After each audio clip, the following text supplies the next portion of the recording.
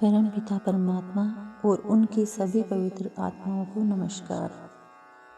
जैसे जैसे रूहानी मार्ग पर चलते हैं, इस बात की समझ आती जाती है कि हमारे दुखों का मूल कारण संसार को और अपने आप को विकृत रूप में देखना और समझना है।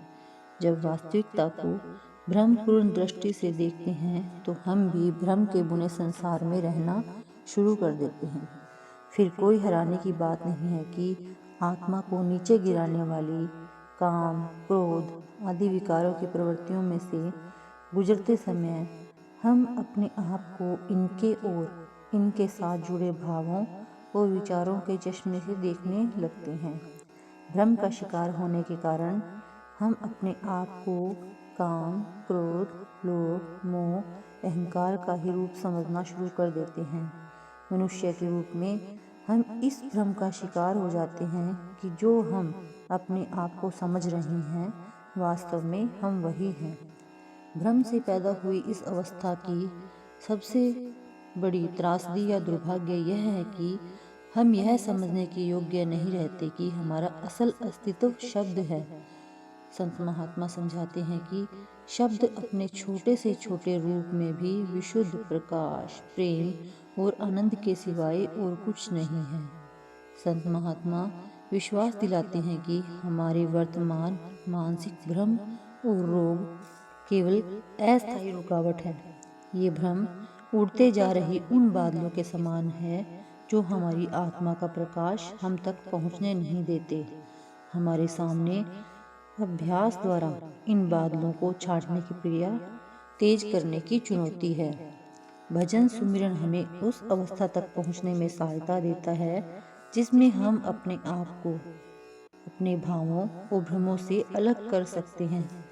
शब्द के अभ्यास द्वारा हमें यह अनुभव हो जाता है कि हम वास्तव में पल पल बदलते रहने वाले वह व्यक्ति नहीं हैं जो अपनी भावना और भ्रम के कारण हम अपने आप को समझ रहे हैं। हम वास्तव में अमर और निर्मल आत्माएं हैं। भजन सुमिरन द्वारा हमें यह साफ पता लगना शुरू हो जाता है कि हम वास्तव में क्या और कौन हैं। ज्यों-ज्यों भजन सुमिरन का अभ्यास पक्का होता जाता है, त्यों-त्यों हम जीवन को अधिक निष्पक्ष होकर और अधिक स्पष्ट रूप से देखना शुरू कर देते हैं। फिर हमें घटनाएं और व्यक्ति बजाय उस रूप के जो हमने उन्हें भ्रमवश दिया हुआ था, अपने वास्तविक स्वरूप में दिखाई देने लगते हैं।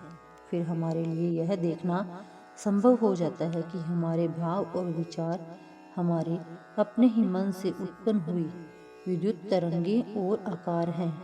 इन आकारों का असल रूप पहचान कर हम इन बंधनों से अपने पकड़ ढीली कर लेते हैं।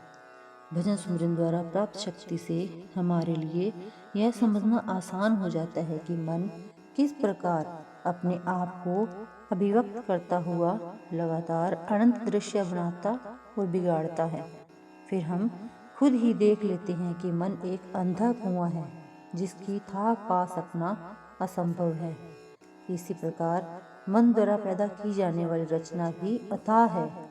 हमें इस बात की समझ आनी शुरू हो जाती है कि हमारे मन द्वारा पैदा की हुई झूठी रचना को सच समझ लेना और सदा बदलती रहने वाली दुनिया में से स्थायी सुख की तलाश करना ही हमारी सब समस्याओं का मूल कारण है।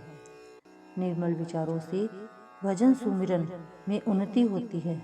जब विचारों की लहरें शांत हो जाती हैं तो आत्मा को अपने सहज ज्ञान द्वारा एक ऊंची वास्तविकता का बोध होता है।